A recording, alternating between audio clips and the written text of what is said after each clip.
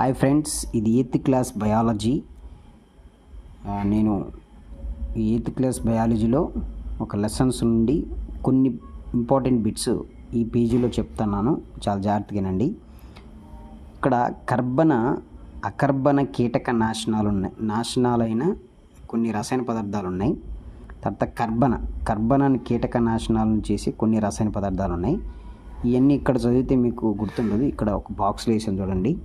ఇది అకర్బన కీటకనాశక రసాయన పదార్థాలు. తర్వాత ఏంటంటే ఫస్ట్ది ఏంటంటే arsenic, zinc, sulphur, phosphorus, fluorine. ఏ జింక్, ZnS, పిఎఫ్ ఇలా గుర్తుపెట్టుకోండి. తర్వాత ఇది కర్బన కీటక నాశనాలు, DDTE. పుస్తకంలో DDT మాత్రం ఇచ్చారు, ఈ ఇవ్వలేదు, మనం రాసుకున్నాం. ఇదేంటిదంటే డైక్లోరోడైఫినైల్ ట్రైక్లోరో ఈథేన్. ఇది విడదీసి చదువుకోండి. DD అనేది ఒకసారి చదివి TE అనేది ఇంకోసారి చదివితే గ్యాప్ చదివితే గుర్తుండడానికి మనకి అవకాశం ఉంటుంది. సో చూడండి, డైక్లోరోడైఫినైల్ ట్రైక్లోరో ఈథేన్, సింపుల్. తర్వాత బెంజిన్ హెక్సాక్లోరైడ్. సో ఇది అకర్బన పదార్థాలు. ఇంకొక బిట్ ఇంపార్టెంట్, దానికి సంబంధించిన టాపిక్. ఈ రేచల్ కార్సన్ అనే రచయిత్రి, ఈమె ఒక పుస్తకం రాసింది, అది సైలెంట్ స్ప్రింగ్.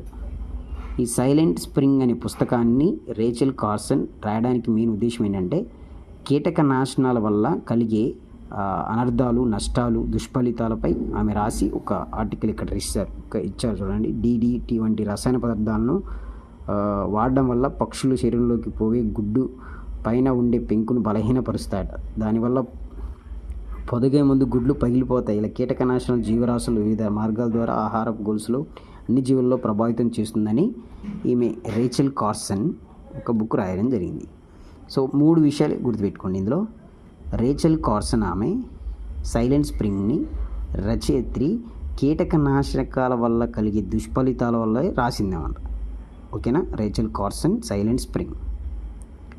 ఓకే ఫ్రెండ్స్, ఈ బిట్స్ వెరీ ఇంపార్టెంట్ బిట్స్. ఇందులో బిట్ వచ్చే అవకాశాలు ఉన్నాయి.